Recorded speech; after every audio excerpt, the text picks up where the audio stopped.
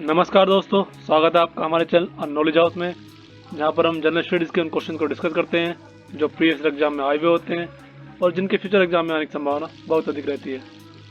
Friends, आज मैं history का सेकंड पार्ट लेकर आ रहा हूं। अगर आपने पहला पार्ट नहीं देखा है तो उसका लिंक आपको डिस्क्रिप्शन बॉक्स में मिल जाएगा, एक बार उस वीडियो को देख लीजिएगा। सो चलिए फ्रेंड्स, बिना टाइम वेस्ट करे चलते अपने आज के वीडियो पे। ये रहा हमारा पहला question. In which year Dorabji Tata set up the Tata iron and steel company TISCO? किस वर्ष दोराबजी टाटा ने Tata iron and steel company की शुरुआत की थी?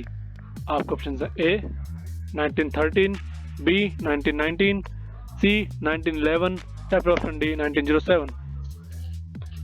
फ्रेंड्स, दोराबजी टाटा ने 1907 में TISCO Tata iron and steel company की स्थापना की थी और ये थी झारखंड में जमशेदपुर में, जो कि आज एक बड़ा स्टील हब के नाम से जाना जाता है। ठीक है फ्रेंड्स, आपका ऑप्शन बी आपका सही आंसर हो गया। चलिए नेक्स्ट चलते हैं। Which Indian monument was built by Maharaja Sawai Pratap Singh in the year 1799?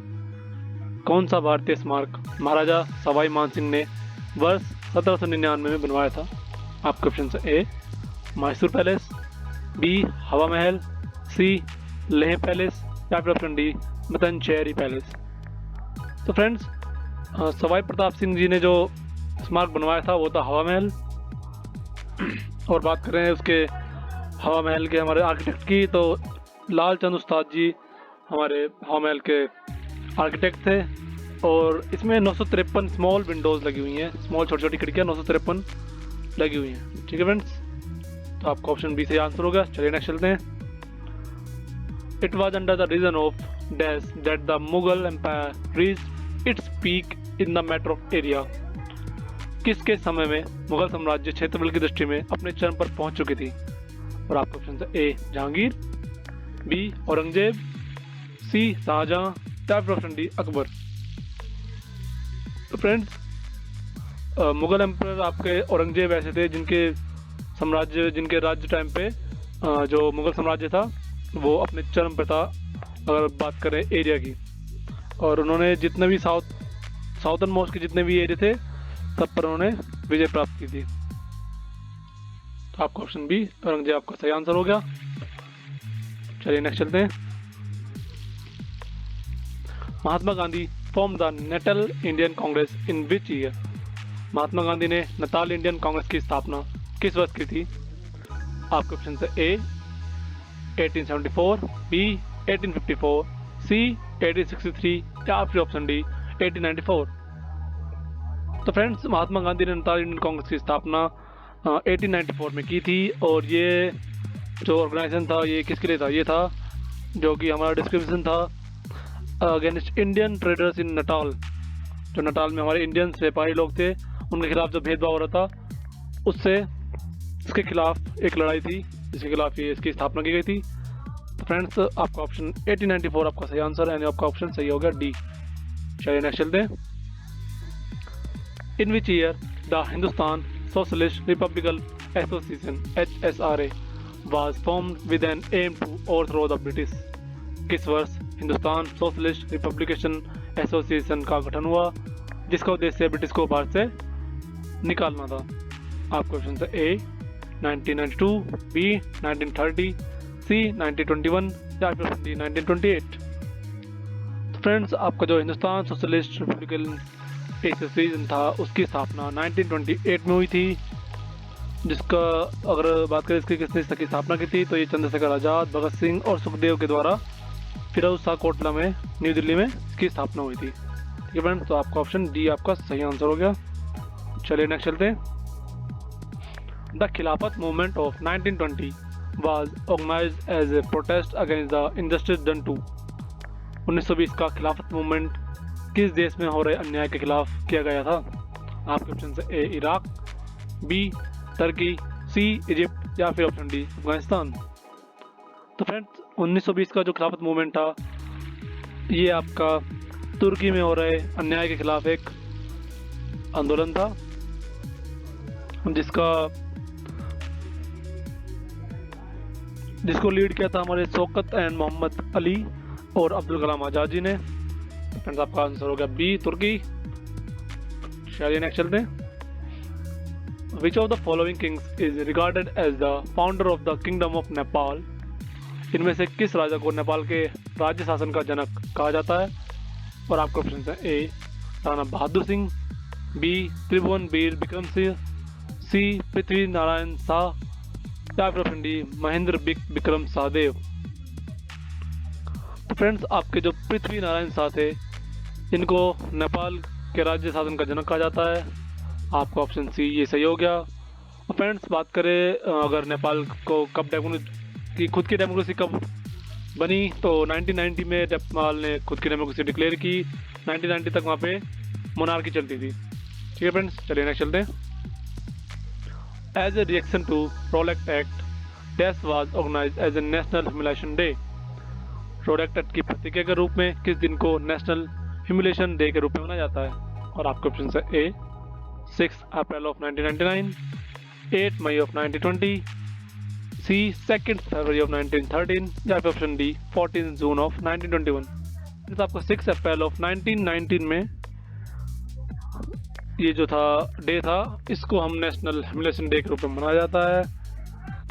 और फ्रेंड्स अगर बात करें क्यों मनाया जाता है, इसके पीछे भी एक रीज़न है, क्योंकि जो रोलेट एक्ट था ये एक लीगल ऑथराइजेशन देता था ब्रिटिश गवर्नमेंट को कि वो किसी को भी पकड़ के जेल में डाल सकते थे अगर वो एज ए सस्पेक्ट में अगर आ जाता है टेररिज्म की एक्टिविटी में, और बिना उसकी 2 साल तक ट्रायल के उसको वो कैद में रख सकते थे।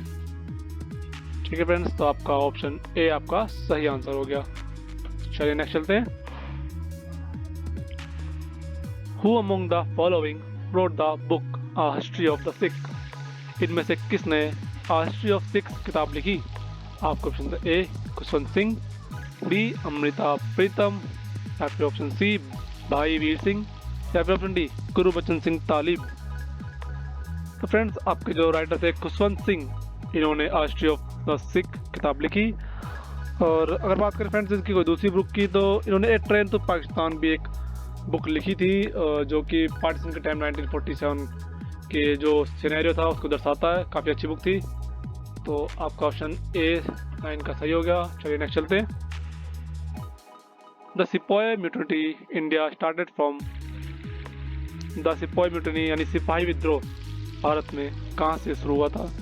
और आपका ऑप्शन है ए मेरठ, बी बरेली, सी चंपारण, या फिर ऑप्शन डी राजकोट। तो फ्रेंड्स हमारा जो पहला सिपाही विद्रोह था वो हमारा मेरठ से शुरू हुआ था। हम सभी जानते हैं उसको लीड किया था मंगल पांडे ने, और उसका रीज़न भी साफ था क्योंकि जो अंग्रेजी जो ब्रिटिश हुकूमत जो कारतूस यूज़ कर रही थी, तो उस समय ये अफवाह थी या एक रूमर था समझ लो फैला था कि जो कारतूस का जो यूज़ हो रहे थे उसमें गाय और सूअर के चर्बी का इस्तेमाल किया जा रहा था। ठीक है फ्रेंड्स, चलिए नेक्स्ट चलते हैं।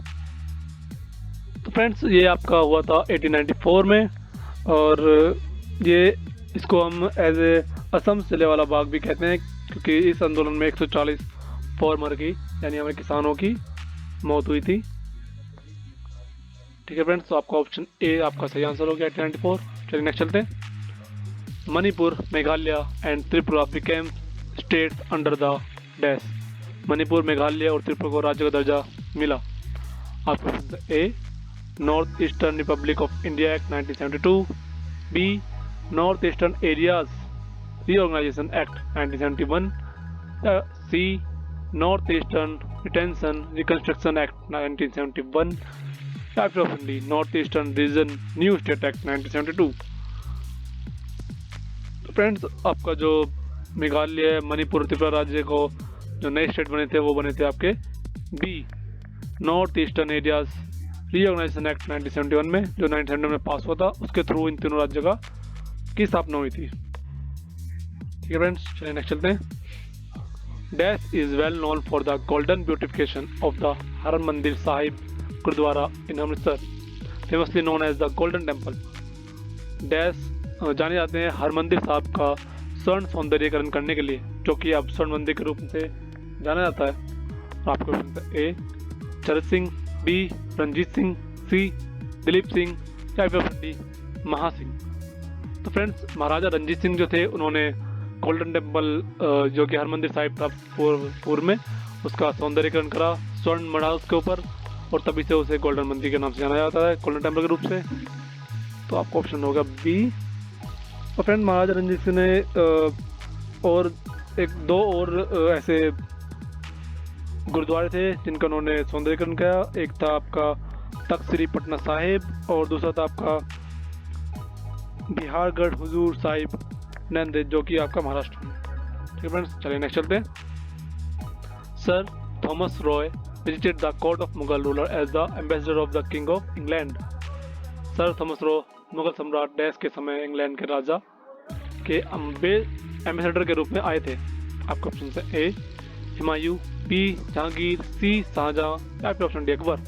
तो फ्रेंड्स जो सर थॉमस रॉय थे जो कि इंग्लैंड के राजा के एम्बेसडर थे, वो आपके आए थे जहांगीर के समय में आपके इंडिया में आए थे, जो कि आपका 1615 ईस्वी में आए थे। और ये एक तरह से कह सकते हैं हम भारत का, अंग्रेज़ों का भारत में पहली बार आने का एक सिनेरियो था। उस समय जहांगीर ने इंडिया में फैक्ट्री डालने के लिए अंग्रेज़ों को अनुमति दी थी। ठीक है फ्रेंड्स, चलिए नेक्स्ट चलते हैं। In which year was the battle of Saragarhi fought. Saragarhi का युद्ध किस वर्ष लड़ा गया? आपको ऑप्शन है ए 1897, बी 1878, सी 1854, या फिर ऑप्शन डी 1867। फ्रेंड्स सारागढ़ी का युद्ध जो लड़ा गया था वो 1897 में लड़ा गया था। हम लोगों ने वैसे रिसेंटली एक मूवी आई है बॉलीवुड में केसरी, जिसमें सारागढ़ी के युद्ध को ठीक से दर्शाया गया हुआ है। इसमें क्या होता है कि 21 सिख सोल्जर होते हैं जो कि ब्रिटिश इंडिया के बिहाफ पे 10,000 ओजाकी ट्राइबल मैन से लड़ते हैं। ठीक है फ्रेंड्स, आपका ऑप्शन ए सही आंसर हो गया। सो फ्रेंड्स ये था हमारा आज का वीडियो। अगर पसंद आया हो तो उसको लाइक और शेयर जरूर करें और चैनल को सब्सक्राइब करना ना भूलें। Thank you for watching, keep supporting friends.